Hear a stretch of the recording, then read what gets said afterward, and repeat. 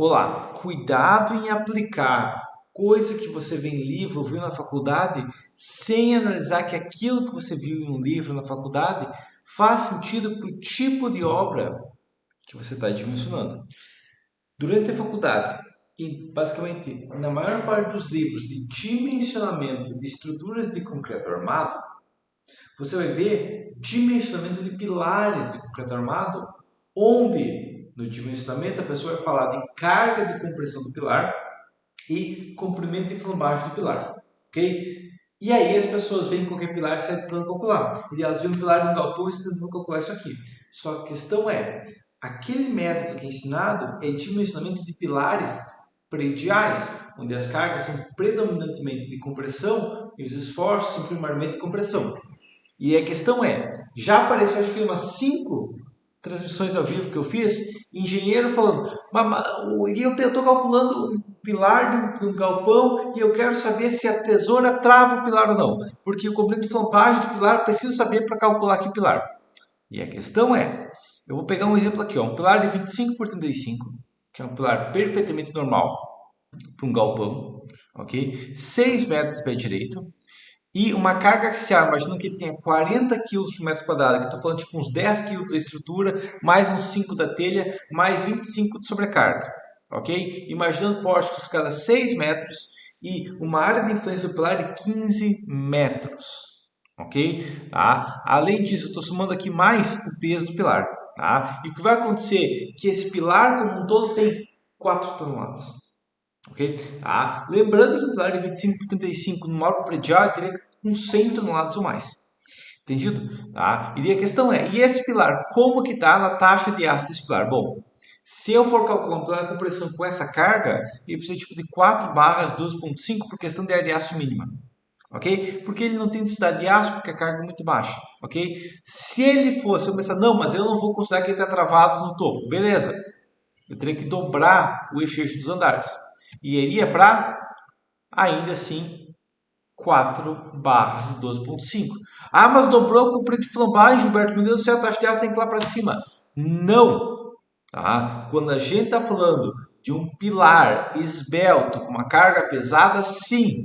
Só que a partir do momento que a gente tenta usar um método de cálculo de pilar predial, porque não é um pilar predial, a gente vai estar fazendo maluquice. Por quê? Porque em um galpão, digamos, um galpão geral, um pilar de concreto, um pilar de galpão, o que vai acontecer? Bom, no pilar predial normal, está aqui o pilar, a carga principal que ele vai ter vai ser a carga de peso dele, gravitacional, para estar vendo, pode aumentar um pouco aqui, mas a carga base, tá? E ele vai flambar basicamente assim, ó.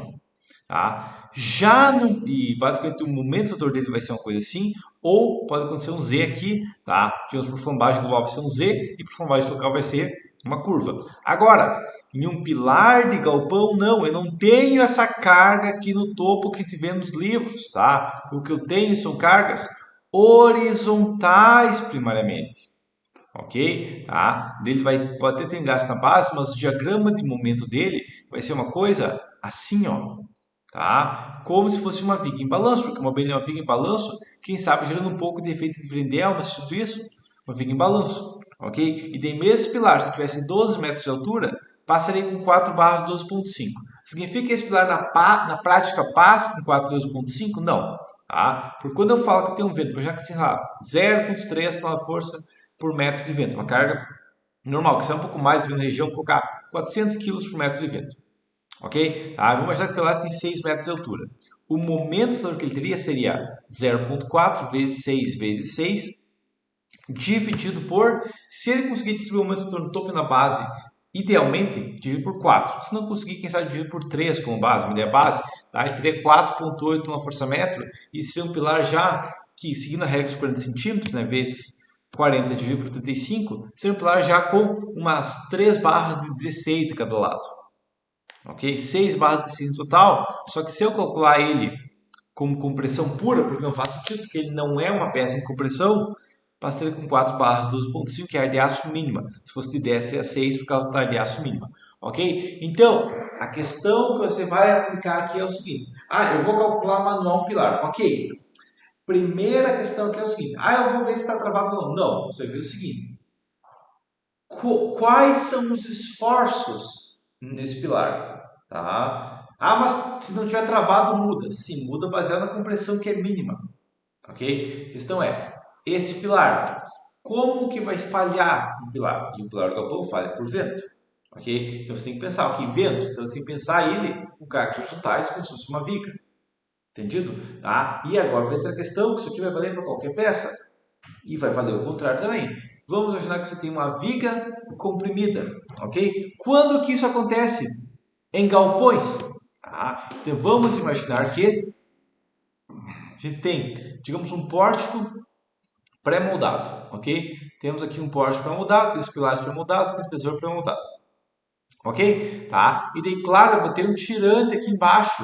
O tirante está tracionado, logo as vigas estão comprimidas, ok? Então, a questão que a gente vai ter aqui é o seguinte: eu vou usar um método de cálculo de vigas para esses pilares, visto que eles estão primariamente em flexão, tá? Estão suportando basicamente só o peso para a tesoura, ok? Eles têm um comprimento de flambagem pequeno para a altura deles, mas nas tesouras eu tenho que considerar elas em flexocompressão, ok? Eu vou ter que misturar um pouco do que me ensinaram de cálculo de vigas com um pouco do que me ensinaram de cálculo de pilares para poder calcular essa tesoura pré-moldada, ok? Ah, mas ela é uma viga. Pouco importa se ela é uma viga, pouco importa o nome que você dá para ela, o que importa são os esforços dela, ok? Isso que importa para a estrutura. E como a peça está com uma compressão considerável, eu devo direcionar ela como uma peça comprimida. Se ela tivesse com flexão predominante, como peça flexionada. Só que o problema é que na faculdade chegaram para você e falaram: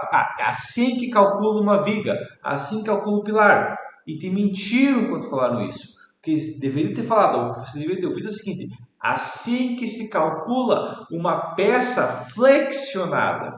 Assim que se calcula uma peça com compressão, ok? Quando te ensinar pilar, na verdade te ensinar a calcular uma peça comprimida. Quando te ensinar a calcular viga, na verdade te ensinar a calcular uma peça flexionada, ok? E qualquer peça flexionada, o dimensionamento é o mesmo. Inclusive a questão é que a gente encontra a seção dos esforços e pouco importa o nome de batismo da peça, ok? Então muito cuidado a se aplicando o cálculo em si como um todo, mas a questão é, se eu tenho um galpão pré-moldado, por exemplo, pouco importa o comprimento de flambagem do pilar, tem que preocupar com o comprimento de flambagem da tesoura, ok? Se eu estou calculando um galpão metálico, mesma coisa, qual o comprimento de flambagem lateral, quem sabe da tesoura, o comprimento de flambagem vertical dos bandos da tesoura, isso é importante porque são as peças comprimidas.